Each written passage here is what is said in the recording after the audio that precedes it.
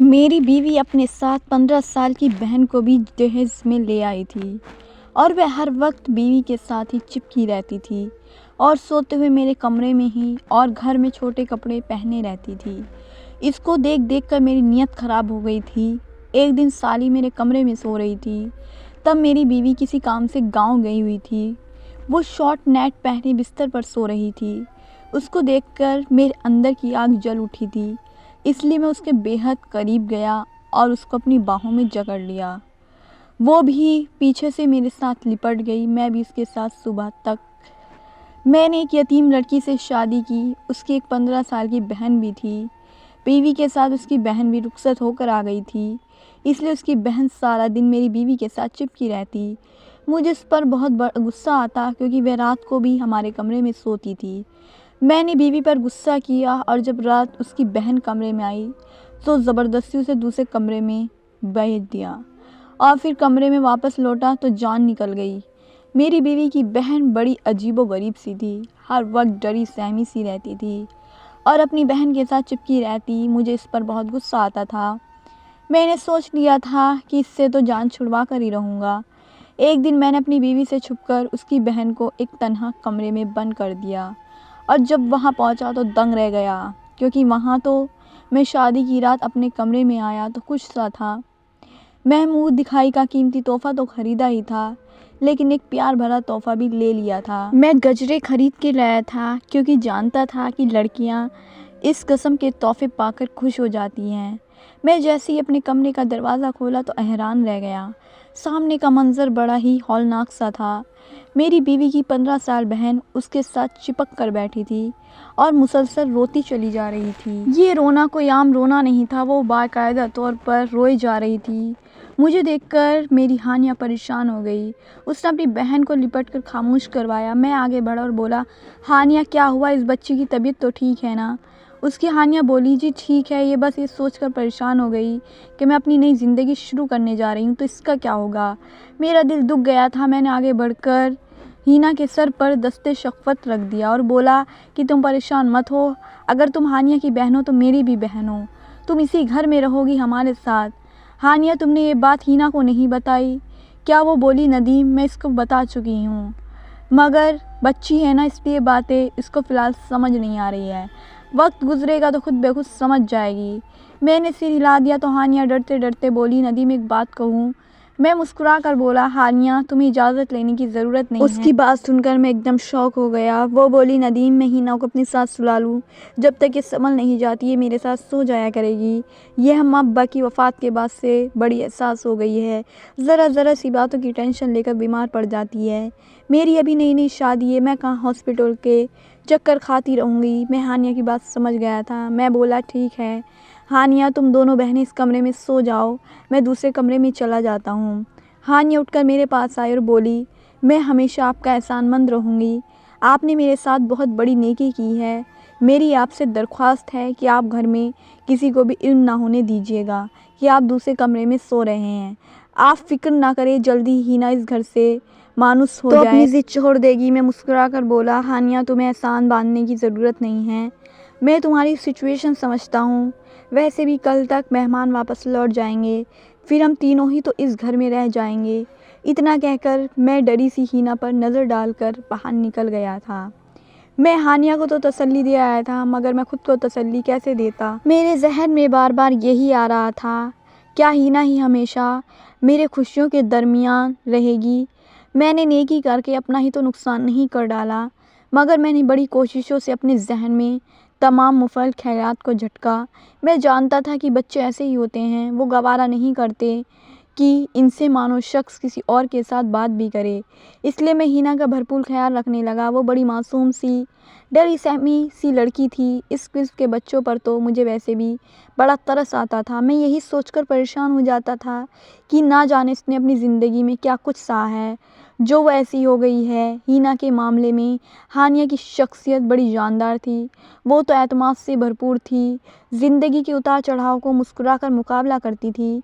हमारी शादी को एक हफ़्ता हो गया था, मगर हीना बीबी हानिया के साथ सोई थी, जबकि मैं दूसरे कमरे में पड़ा रहता था। मैं कुछ दिन ठहरकर हिना के लिए बस्ता ले आया। किताब तो नहीं लाया क्योंकि मुझे इल्म नहीं था वो किसी क्लास में भी पढ़ती है। मैं घर पहुंचा तो हानिया घर के कामकाज में मशरूफ़ थी, जबकि हिना चारपाई पर बैठकर अपनी बहन को देख रही थी। मैंने आवाज़ बुलंद सलाम किया और चेहरे पर मुस्कुराहट सजाकर हिना के पास बड़ी कुर्सी पर जाकर बैठ गया। हानिया की नज़र मुझ पर पड़ी तो वो भागकर मेरे पास आकर खड़ी हो गई। उसके चेहरे पर अत्र फैला हुआ था। मैंने उसे नज़रअंदाज किया और हिना से मुख्तिब हुआ। बोला, हिना देखो मैं तुम्हारे लिए क्या तोहफ़ा लेकर आया हूँ। हिना मुझे देखकर रोने लगी और भागकर अपनी बहन के पीछे छुप गई। मैं हैरान था कि आखिर वह ऐसा क्यों करती है, वह हर दम खुद यूं छुपकर क्यों रहती है। मगर मैं ये नहीं जानता था कि जब मुझे मेरी इस क्यों का जवाब हानिया ने दिया कि आप इससे मुख्तब ना किया करें। मुझे हानिया की बात बहुत बुरी लगी थी। मैं तो हिना को अपनी छोटी बहन समझने लगा था, मगर हानिया का रवैया बड़े परेशान कुन था। मुझे भी गुस्सा आ गया। मैं बोला, हानिया अगर मरहम और ना मरहम का तुम्हें इतना ही ख्याल है तो अपनी बहन को एक नामरहम के घर अपने साथ ही क्यों लाई हो। इतना कहकर मैं दरवाज़ा ज़ोर से बंद करके घर से बाहर चला गया। बाहर निकलकर मैं सड़क की खाक छानता रहा। मुझे रह रहकर अपने सख्त रवैये पर मंदगी हो रही थी। हिना मुझ पर ज़बरदस्ती तो मुसलसत नहीं की गई थी, ना ही जो मुझे यूं हानिया के ताने देने लगा। वो तो मेरी मुकम्मल रजामंदी से मेरे घर आई थी। घर में हम 3 लोग ही थे। इससे मेरे घर पर खामोशी और सन्नाटा दूर हो गया था। मैं कुंवारा था और घर में अकेला रहता था, इसलिए कोई काम वाली भी मेरे घर का काम करने की हामी नहीं भरती थी। अब एक दोस्त ने शादी का मशवरा दिया तो मैंने अपने रिश्ते की जिम्मेदारी भी उसी पर डाल दी गई। मैंने दोस्त ने ही मुझे बताया कि इनके जानने वालों में एक यतीम लड़की है जो दहेज में सिर्फ सवाब लाएगी। मैं हैरान हो गया और बोला, किस किस्म का सवाब। उसने बताया कि हानिया की एक 15 साल की उसी के साथ रुखसत होकर बहन घर आएगी। तुम उसकी पढ़ाई लिखाई खाने पीने पर जितना भी पैसा लगाओगे वो तुम्हें सवाब की सूरत में अगले जहाँ मिल जाएगा। फिर लड़कियों को जवान होते ही देर कितनी लगती है, उसकी शादी करके रुखसत कर देना। मैंने खुले दिल के साथ हामी भर ली थी क्योंकि मैं अल्लाह के फजल से इतना कमाता था कि बड़ी आसानी से उसका खर्चा बर्दाश्त कर सकता था। मगर मैं कहाँ जानता था कि हिना तो अजीब ही किस्म की बच्ची होगी, मेरे गले की हड्डी बन जाएगी। लेकिन मैंने फैसला किया था कि मैं चंद रोज़ सब्र से काम लेकर देखता हूँ कि हिना का रवैया ठीक होता है या नहीं, फिर मैं किसी किस्म के नतीजे पर पहुँचूँगा। मैं रात गए घर लौटने लगा तो होटल से खाना भी ले गया था। मैं जानता था कि हानिया मुझसे सख्त खफा होगी। मैं उसकी नाराज़गी दूर करना चाहता था। मैं घर के दरवाजे पर खड़ा था जब मेरे कानों में हिना की आवाज़ गूंजी थी।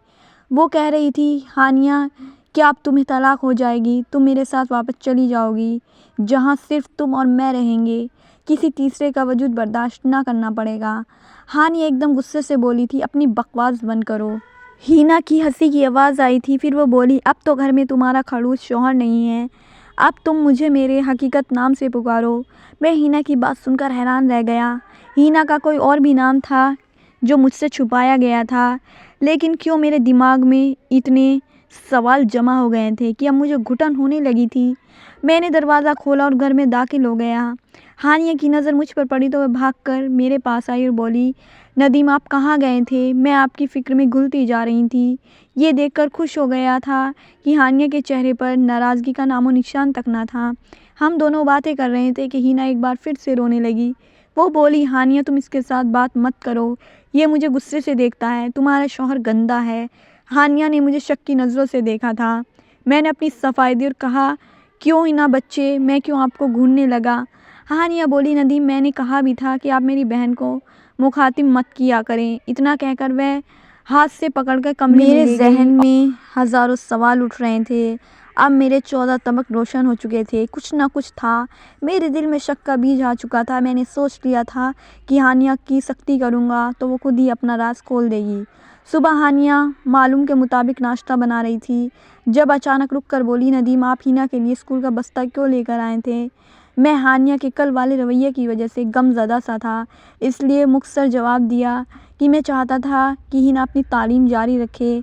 हानिया हंस दी और बोली, कौन सी तालीम। हिना ने तो स्कूल का मुंह भी नहीं देखा, इसलिए तालीम का शौक़ नहीं है, इसके लिए हमने इस स्कूल में दाखिला नहीं करवाया। मुझे हानिया की बात अच्छी नहीं लगी, मगर चूँकि मेरा मूड पहले से ही ख़राब था इसलिए मैं किसी किस्म की बहस में मुआवजा में नहीं पड़ना चाहता था। मैंने अपना खाना ख़त्म किया और हाफिज़ के लिए निकल गया, मगर हिना का वजूद मुझे खटक रहा था। उसकी अजीब और गरीब हरकतें, मुझे देखते ही रोना धोना लगना, फिर मेरी और हानिया की तलाक पर खुश होना, ये सब क्या था। हिना कोई नन्ही बच्ची तो नहीं थी, वह पूरे 15 साल की थी।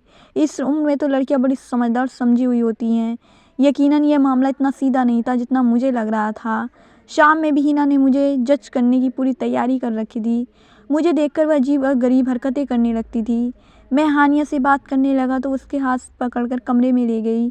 हानिया थोड़ी बात कमरे से निकल कर बोली, नदीम आप खाना खाकर अपने कमरे में चले जाएंगे तो हम दोनों बहनें भी आकर खा लेंगी। हिना जिद कर रही थी कि जब तक आप बाहर बैठे हैं तब तक वो बाहर नहीं निकलेगी। मुझे गुस्सा तो बहुत आया, मगर खुद पर काबू डालकर बोला, ठीक है ना, बाद में खाना खा लेगी, कम से कम तुम तो मेरे साथ आकर बैठो, तुम तो मेरे साथ खाना खा लो। हानिया के जवाब में मेरे अंदर आग लगा दी। वो बोली, नदीम आपको तो पता है ना कि हिना कितनी ज़िद्दी है, घर में तूफ़ान खड़ा कर देगी, इसलिए आप मेरी मजबूरी कबूल कर लें। हानिया इतना कहकर कमरे में चली गई।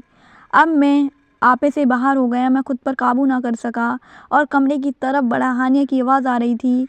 वह हिना को कोसना दे रही थी, कह रही थी, हिना काश अम्मी अब्बू के साथ तुम भी मर जाती, कम से कम मेरी ज़िंदगी तो जहन्नुम ना बनती।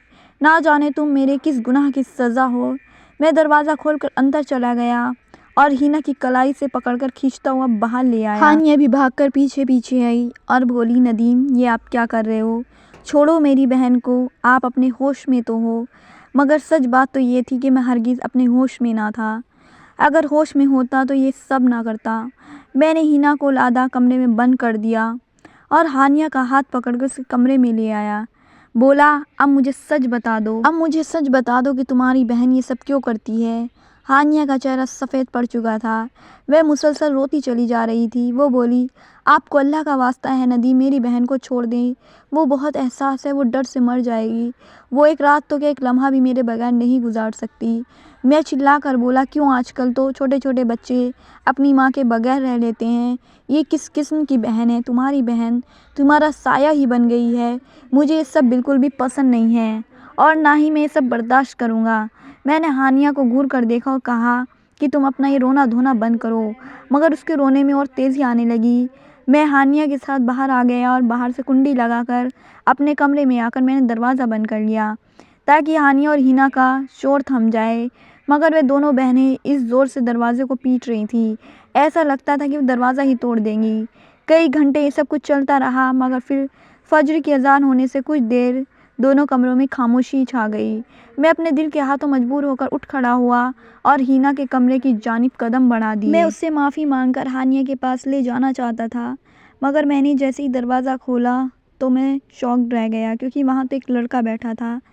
मैं आगे बढ़ा तो वो मुझे देखकर सहम गया और फिर से रोने लगा था।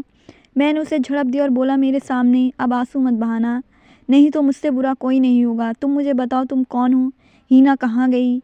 वो लड़का रोते हुए बोला, अगर मैं अपनी हकीकत बता दूंगा तो तुम मुझे बेच तो नहीं दोगे। मैं उसकी बात सुनकर हैरान हो गया। मैं बोला, नहीं नहीं, हरगिज़ मैं तुम्हें क्यों बेचने लगा। वो लड़का मेरी बात से मुतमईन हो गया और सोफे पर बैठ गया। उसके चेहरे पर बड़ा डर था। वह बोला, जब मैं पैदा हुआ था तो हमारे घर में शोक मनाया गया था। मैं जब बड़ा हुआ तो अपने इर्द गिर्द बड़ा जुल्म देखा था। मेरे अब्बा अम्मी को एक बहुत मोटे से डंडे से मारकर नील कर देते थे और मेरी तरफ इशारा करके कहते थे कि तू उसको जनने से पहले मर क्यों नहीं गई। मेरे लिए तो काबिल कबूल होता कि तू बांझ होती, मगर ये तूने क्या गज़ब कर दिया। मैं अब्बा की फटकार सुनकर आईने के सामने जाकर खड़ा हो जाता। हानिया कहती है, अब्बा की बातों पर ध्यान न दिया करो, तू तो बहुत प्यारा है। लेकिन मैं प्यारा होता तो क्या मेरी वजह से मेरी माँ को मार पड़ती। मैं हानिया से पैसे मांगता तो वो नोट थमा देती। मैं भागकर दुकान पर जाता और अम्मी के लिए अपनी पसंद की टॉफ़ी ले आता। मैं वो टॉफ़ी अम्मी के मुंह में डाल कर कहता, अम्मी गोली खा लो, आराम आ जाएगा। अम्मी मुझसे लिपट लिपट कर फुट फुट कर रोने लगती थी। मैं नन्हा सा था, मेरे हम उम्र लड़के खेला करते थे, जबकि मेरे खेल में दिल नहीं लगता था।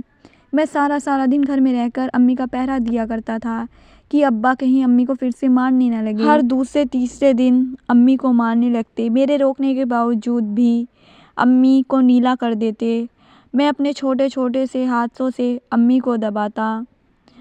मेरा जिगर छन्नी होने लगा। अम्मी की कमेटी निकली तो वे बाज़ार जाकर मेरे लिए एक साइकिल और गेंद बल्ला ले आई थी। अम्मी कहती थी कि तुम बाहर जाकर तो खेलते नहीं हो, घर में ही तुम्हारी खुशी का इंतज़ाम कर देती हूँ। मैं साइकिल देखकर बड़ा खुश हुआ। मैं अम्मी के हाथ चूमता रहा, फिर सारा दिन कड़ी धूप में साइकिल चलाता था। अम्मी मुझे देखकर हंसकर बोली, आज पहला दिन है इसलिए धूप में खेलो, कल से नहीं खेलोगे। धूप में हर थोड़ी देर बाद साइकिल से उतरकर गीले कपड़े से उसे साफ भी कर रही। कहीं मेरा साइकिल मैला ना हो जाए, मेरा नया सा साइकिल पुराना ना हो जाए। शाम में अब्बा घर आए तो मैं साइकिल पर झूल रहा था। अब्बा बोले, इस कमबख्त को ये साइकिल किसने दिलाई? फिर मेरे मुंह पर 2 थप्पड़ मारकर मुझे साइकिल से उतार दिया और लाठी से वार करके साइकिल को तोड़कर फेंक दिया। मेरी आंखों से आंसू निकल रहे थे। मैंने रात का खाना भी नहीं खाया था। अम्मी रात को मेरे पास आकर बैठकर बोली, चंदा, मैं आज तुमसे एक ज़रूरी बात करना चाहती हूँ। तुम 4 साल के हो गए हो, एक समझदार बच्चे बन गए हो। अब माँ हर बात कर सकती है ना तुमसे? तो मैंने हाँ में सिर हिला दिया। अम्मा बोली, बेटा तुम्हारी अप्पी का क्या नाम है? मैं बोला, हानिया। अम्मी बोली, और तुम्हारा क्या नाम है? मैं खामोश हो गया। कानों में साई होने लगी। मैं बोला, अम्मी अब्बा मुझे कमबख्त क्यों कहते हैं और तू चंदा कहती है? इन दोनों में से मेरा नाम क्या है? अम्मी की आंखों से पानी बरसने लगा। अम्मी बोली, तुम्हारा कोई नाम नहीं है मेरी जान।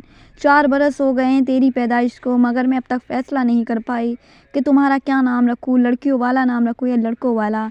मैं माथे पर बर डालकर बोला, क्यों अम्मी, लड़कियों वाला नाम क्यों रखना है? मैं तो लड़का हूँ। अम्मी ने ना में सिर हिलाया कि तुम बीच के हो। अम्मी बोली, ना तू लड़का है और ना ही लड़की, तू ख्वाजा सर है, तीसरा जीन्स है तेरी। मैं 4 बरस का बच्चा इन बातों को ना समझ पाया था। अम्मी बोली, अगर मैं तुझे लड़का नहीं बनाऊंगी क्योंकि तू बाहर निकलेगा तो लोग 100 तरह की बातें बनाएंगे। मैं तुम्हारा नाम हीना रखती हूँ, सिर पर दुपट्टा लेकर रखोगी और घर की 4 दीवारों में ही रहोगी तो महफूज रहोगी। मैं अम्मी से रूठ गया, बोला, मुझे नहीं दुपट्टा लेना, मैं तो लड़का हूँ। अम्मी बोली, मेरे पास मोहलत नहीं है, मेरे बेटे नहीं हैं, तो मैं तेरे सिर पर घने दरख्त की छाँव कर देती। मैं हर हिस्से का दर्द खुद पर झेल लेती, लेकिन अब मुझे कहीं जाना है। मैं रोते हुए अम्मी से लिपट गया और जिद करने लगा कि मुझे भी अपने साथ लेकर जाना। हम दोनों रोते हुए फिर मैं सो गया तो अम्मी मुझे हानिया के पास लेटाकर चली गई। सुबह मेरी आंख चीख पुकार के साथ खुली। हानिया अप्पी तड़प तड़प के रो रही थी। मैं भागकर बाहर निकला तो अम्मी सोई हुई थी। हानिया मुझसे लिपट कर रोने लगी और बोली, अम्मी चली गई हैं। मैंने हानिया के सिर पर हाथ फेरा और बोला, आहिस्ता बोलो, अम्मी सो रही हैं, उठ जाएंगी। फिर हानिया मुझे कमरे में ले गई और मेरे सिर पर दुपट्टा डालकर बोली, तो आज से हीना है, अम्मी की बात याद है ना? मैंने सिर हाँ में हिलाया। मैं 1 रुपया लेकर दुकान पर गया और अम्मी की टॉफ़ी ले आया। मैं वो टॉफ़ी लेकर जेब में घूमता रहा, मगर अम्मी उठती ही नहीं थी। सारे मोहल्ले की औरतें भी आ गई थीं। फिर अम्मी को सफ़ेद लिबास पहना दिया गया। मैं पीछे भागकर बोला, मेरी अम्मी को कहाँ लेकर जा रहे हो? छोड़ दो, मैंने तो इनके लिए टॉफ़ी रखी है। मैं छोटा था इसलिए किसी ने मेरी आवाज़ ना सुनी। मैं आदमियों की टांगें पकड़ पकड़ कर बोलता रहा कि अम्मी को नीचे उतार दो। सुबह से कुछ नहीं खाया, उन्हें भूख लगी होगी। वो टॉफ़ी मेरी जेब में रह गई, मगर अम्मी ना लौटी। मैं रोता रहा, तड़पता रहा, मगर किसी ने मेरी ना सुनी। फिर एक दिन अब्बा भी चले गए तो हम चाची के घर आ गए। चाची भी अब्बा जैसी जालिम थी, बड़ा मारती थी मुझे अक्सर। कहा करती थी कि मैं तुझे बेच दूंगी, गुरु ले जाएगा तुझे। तब भी हानिया मेरा सहारा बनती थी। चाची का बेटा था, वो कहता था कि खुश रहो, नाच कर दिखाओ। फिर वो चाची बड़ी हंसती, मैं डर जाती थी, हानिया मुझे बचाती थी। फिर उसकी शादी हो गई आपके साथ। आपकी तरफ देखकर भी डर लगता था, कहीं आप मुझे गुरु के पास ना भेज दे। हानिया कहती थी, आप अच्छे हैं, आप ऐसा नहीं करेंगे, मगर डर मेरे दिल के अंदर जकड़ बैठा था। अब आपको सब कुछ मालूम हो गया, आप बताएं, मुझे अकेले कमरे में बंद तो नहीं करेंगे? मेरा चेहरा आंसुओं से भीगा हुआ था। मैं जल्दी से उठकर बाहर की जानिब भागा और हानिया के कमरे का दरवाज़ा खोल दिया और उसके कदमों में बैठकर माफ़ी मांगने लगा। वो भी रो रही थी, मगर बोली, माफ़ी किस बात की? आपने तो हम बेसहाराओं को सहारा दिया है। और फिर मैं और हानिया हीना को नफ्सियाती डॉक्टर के पास लेकर जाने लगे। उसके दिमाग से बचपन का ड्रामा निकालना बड़ा कठिन था। मैंने उसकी तालीम भी शुरू करवा दी। मैं और हानिया खुशगवार ज़िंदगी का आगाज़ कर चुके हैं। हीना भी ज़िंदगी की जानिब लौट रही है। मैंने खुद से अहद किया कि इसका मुस्तकबिल रोशन बनाकर ही दम लूँगा।